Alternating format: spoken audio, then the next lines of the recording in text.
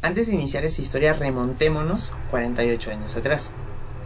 El 2 de octubre de 1968 ocurrió uno de los hechos más sangrientos de nuestra historia, que fue la matanza de Tlatelolco. Si no eres de México, dicha matanza consistió en la muerte trágica de miles de personas que se manifestaban pacíficamente. Desde aquel entonces ese lugar se ha marcado de la muerte, de la desesperación y sobre todo de la sangre. Uno de los edificios aledaños a dicho lugar fue el edificio Chihuahua, el cual sigue existiendo hasta el día de hoy, en donde ocurrió la mayoría de los disparos e inclusive murió mucha gente. Fue un hecho bastante trágico y que hasta el día de hoy se sigue recordando. Pero no quiero hacer énfasis en aquel episodio. Hace un par de años, un par de amigos, motivados por las historias que se contaban acerca del edificio Chihuahua, decidieron pasar una noche ahí. Lo habían planificado celosamente. Habían comprado linternas, sleeping bags, cámaras de video y algunos alimentos. Todo lo indispensable para poder pasar la noche ahí. Pero no era una noche cualquiera. Era la noche, o más bien el día, en donde ocurrió la matanza. Más que nada lo que ellos querían era ver si notaban alguna aparición paranormal, porque ellos amaban ese tema de los hechos paranormales, y pues el edificio Chihuahua suponía una gran oportunidad para poder ver en vivo y en directo un avistamiento paranormal, fantasmas, lo que fuera. Llegó el día, el ansiado día, y al llegar al lugar notaron una pesadez en el ambiente. Casi no circulaba ningún coche, puesto que es una de las zonas más transitadas del Distrito Federal. No había ni una sola persona transitando por la plaza que estaba cerca, ni por las ruinas arqueológicas. Mientras avanzaban, pues se sentían más extrañados, porque nunca habían sentido una sensación así. Lograron entrar por un local abandonado. Y una vez dentro del edificio, más al fondo en un pasillo, notaron un elevador. Pero lo que les llamó la atención fue de que ese elevador estaba lleno de agujeros. Automáticamente pensaron de que los agujeros eran producto de las balas que habían pegado en aquel fatídico día. Sin mucha dificultad abrieron el elevador, pero al abrirlo notaron un olor muy extraño, muy parecido a lo que es la pólvora, pero no se explicaban por qué era ese olor. Pero al abrir el elevador no había nada, solamente ese olor extraño que rondaba en el ambiente. No le prestaron mucha atención y siguieron caminando hasta encontrarse con unas escaleras que te conducían al tercer piso, al segundo piso y luego al tercero. Mientras subían los escalones, habían leves manchas de sangre, puesto que esa zona del edificio la habían dejado tal cual. No la habían limpiado o la habían intentado limpiar, pero estaban las marcas ahí, en paredes, en las escaleras y en parte del pasillo. Muchos departamentos estaban totalmente abandonados. Recorrieron el pasillo buscando un departamento en el cual podían alojarse, hasta que vieron una puerta entreabierta y sin dudarlo pues entraron a ese departamento y se acomodaron. Pasaron las horas y los dos notaban de que el ambiente no solo era pesado, sino más bien muy incómodo, como que les dijera que ellos no debían estar ahí. Lograron preparar los sleeping bags, las linternas, las cámaras de video, las pusieron en lugares en donde pudieran detectar algo raro, y luego se dispusieron a dormir. Pasaron las horas, uno de ellos se despertaba para ver qué onda, otro se despertaba también para revisar algo, hasta que dieron las 3:15 de la mañana, y uno de los amigos notó un ruido un poco extraño que provenía del pasillo. Inmediatamente despierta a su amigo. güey, despiértate, escucha algo, güey, despiértate, escuché algo, güey, despiértate. El otro pues se despertó preguntando pues qué pasa, y le dijo de los sonidos, hasta que llegó el punto en que ambos escucharon ese sonido, pero ahora de manera un poco más nítida, y pudieron concluir de que eran lamentos. Los lamentos se hacían cada vez más fuertes, de manera muy lenta, pero se hacían más fuertes, duraban más.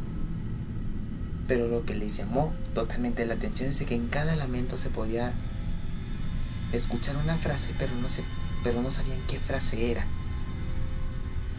porque había muchos balbuceos. Los dos estaban en alerta máxima, estaban atemorizados. La cara del terror estaba dibujada en sus rostros. Uno de ellos salió al pasillo mientras que el otro se quedó en el departamento, haciendo guardia. El otro amigo que había salido al pasillo encendió su linterna y tenía un walkie-talkie en la mano, al igual que el otro. Mientras avanzaba, en el walkie-talkie del amigo que estaba en el departamento se podían escuchar algunos murmullos, pero eran murmullos inentendibles, no se podía entender nada. Y se podía escuchar la respiración cada vez más agitada del amigo. Y le decía, hasta el momento no veo nada, pero ahorita estoy escuchando murmullos, que justamente el otro estaba escuchando el walkie-talkie. Escucho murmullos, pero no entiendo qué dicen. Hasta que llega al final del pasillo y ve una puerta entreabierta, muy a la penumbra. Enciende su linterna y se dispone a abrir la puerta. Era un lugar bastante desordenado. Se notaba que algo raro había pasado ahí, pero los murmullos se hacían cada vez más fuertes y los lamentos se escuchaban en el walkie-talkie, pero eran lamentos aún muchísimo más fuertes. Y entre esos lamentos se podía escuchar claramente: ayuda, ayuda, ayuda, me estoy muriendo. Los dos entraron en pánico total y sin pensarlo dos veces, quien se había quedado haciendo guardia en el departamento corrió despavorido del miedo a donde estaba su amigo. Decía, ¿dónde estás? Güey, ¿dónde estás?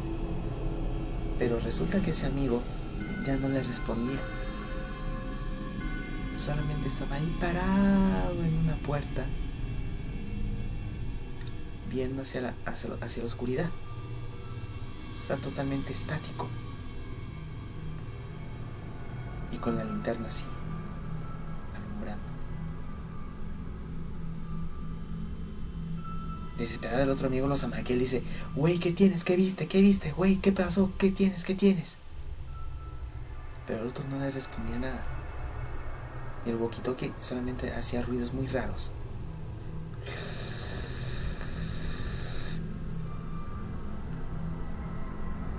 Pero el otro tenía totalmente la vista perdida. La cara del terror que tenía era indescriptible.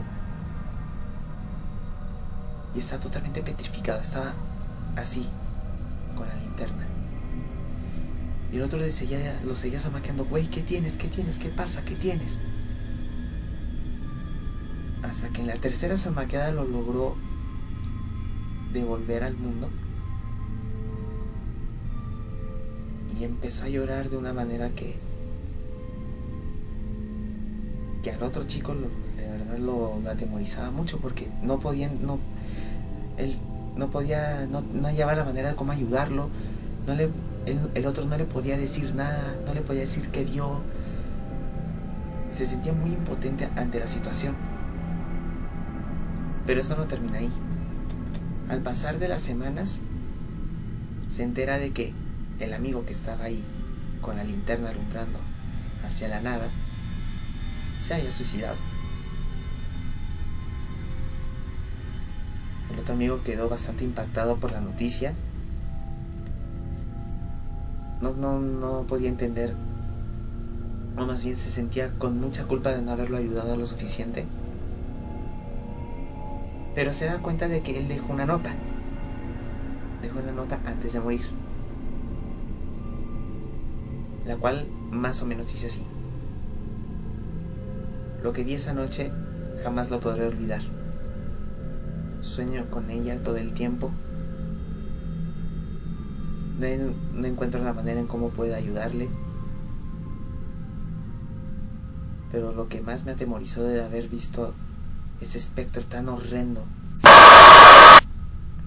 fue de que la cuenca de los ojos estaba totalmente vacía, la cara totalmente demacrada. Se notaba un grado de desnutrición atroz. De sus mejillas chorreaba sangre, de las piernas tenía muchas heridas en los brazos, en el cuello, el pelo todo alborotado. Pero lo que más me atemorizó fue su rostro. Verlo fue lo peor que me pudo haber pasado en la vida.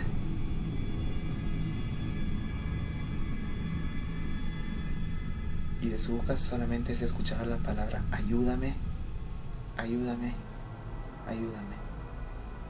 Pero la decía entre balbuceos, entre sollozos, lamentos y balbuceos. Este espectro tan terrorífico se plantaba frente a mí solamente para pedir ayuda. Pero yo me sentía muy impotente. Y fue ahí cuando realmente me petrifiqué.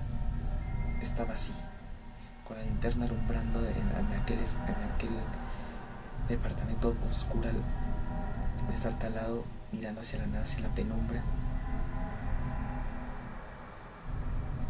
Pido perdón a mis familiares por haber tomado esta decisión, pero ya no podía más. No le deseo a nadie ver lo que yo vi. Podemos decirle que ese edificio, que lamentablemente está marcado por la muerte y por la angustia,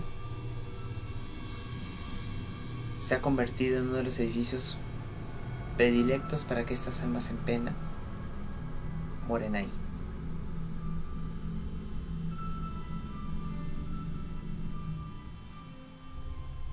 Poniéndome en el lugar de ellos, no me quiero ni imaginar el terror que sintieron al escuchar esos lamentos y esos sollozos tan terroríficos.